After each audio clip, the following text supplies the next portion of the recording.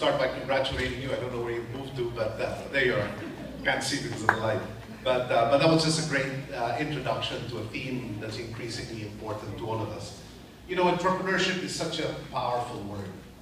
It really has connoted so much in terms of innovation, drive, single-mindedness, breaking out of the box. It's really so powerful. And of course, we see shining examples of entrepreneurs all around us. Such a powerful word that we, even in the corporate sector, have tried to also make it our own.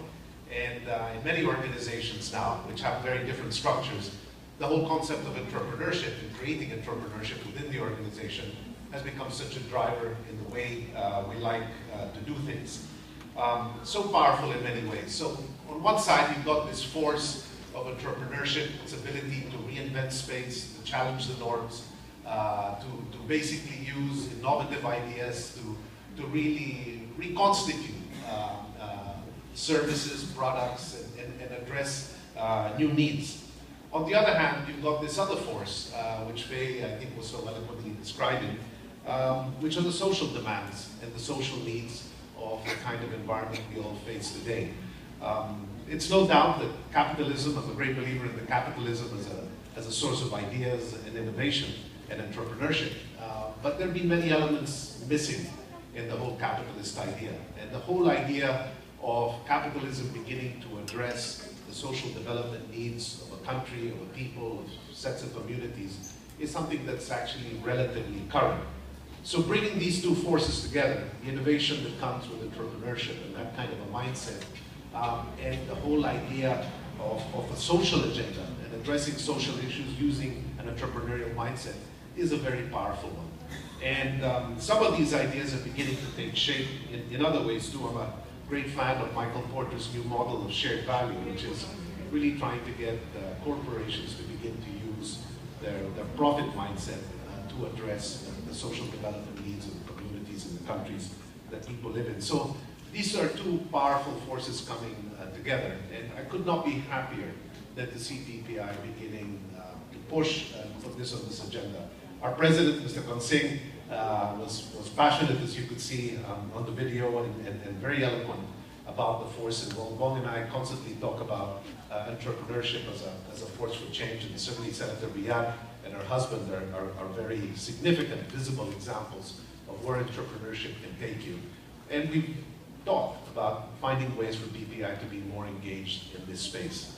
I could not be happier than to be doing things with Ateneo.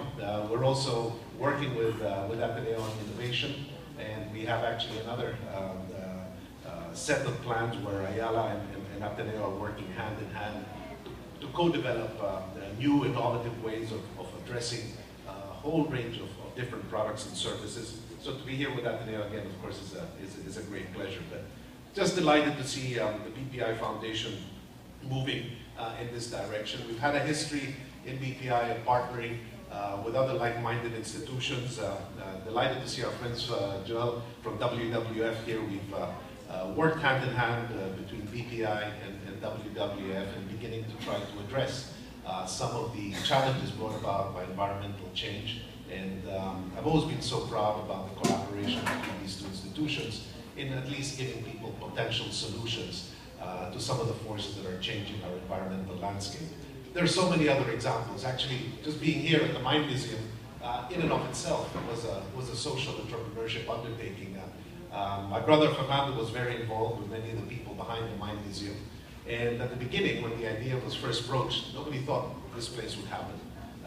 The funding was large, the challenges were great, the design needs were phenomenal. And everybody said, is this too crazy an idea? Is this too large? Is the Philippines ready for it?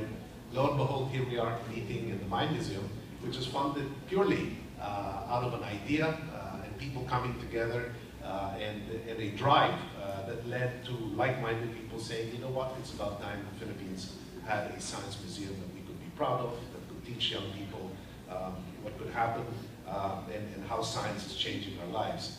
So the whole concept of entrepreneurship is a powerful one. It can make things happen. It's all about mindset and merging this with using that force to address the societal challenges that we all face. It's just a tremendous force for good. a couple of great examples that I was already aware of individuals making a tremendous difference in this space already highlighted.